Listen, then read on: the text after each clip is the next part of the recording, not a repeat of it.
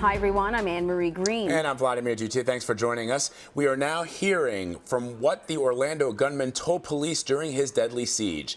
The FBI has released transcripts from Omar Mateen's 911 calls he made while inside the Pulse nightclub. In them, Mateen speaks Arabic to the emergency operator and pledges his allegiance to ISIS.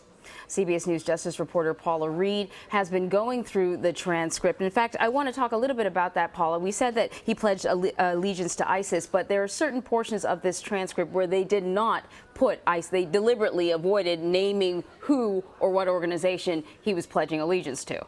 Exactly. That portion of the transcript is omitted, probably intentionally. Now, the most important thing in this new evidence is it clarifies three key parts of this investigation. First of all, it gives us a lot more information about the timeline of what happened. We also learned a lot more about why law enforcement thought that there were bombs on the premises. And lastly, we have a lot more information about law enforcement's attempts to negotiate with Mateen. Now, first of all, on the timeline, we now know that there were about 32 minutes between the first time that shots were reported fired at the Pulse nightclub and when they first made contact with Mateen on the phone.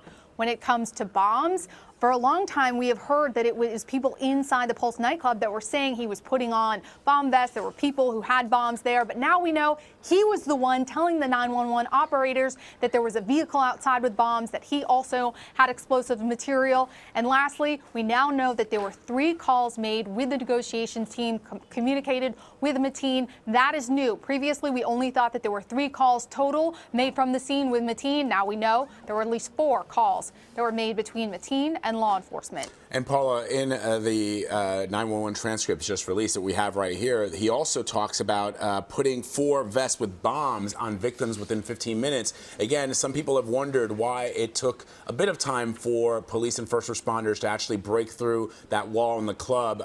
Perhaps this is some insight into that as well. Absolutely, and that might be part of the strategy behind releasing this timeline, releasing these specific portions of the transcript, because law enforcement has faced a lot of questions about why they waited so long. Many of these victims bled to death and or drowned because of what was going on inside that Pulse nightclub. So there have been a lot of questions about whether or not law enforcement should have moved in more quickly. But now that we have this transcript, we get a better sense of the information that was going out of the nightclub and what law enforcement was working with when they were trying to make the calculation when and how to move in. Why do you suppose they omitted that portion of the transcript where he declares allegiance to a group or an individual? We don't know what he said.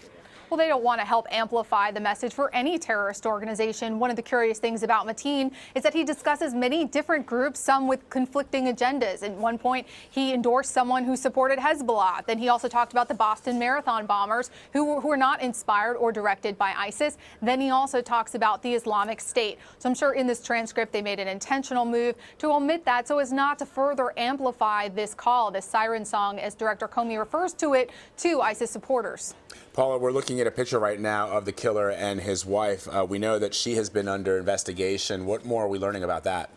Let's be very clear about what's going on with the federal grand jury. There's a grand jury down in Florida that sits. Prosecutors, investigators can use that grand jury to help them investigate any sort of crime.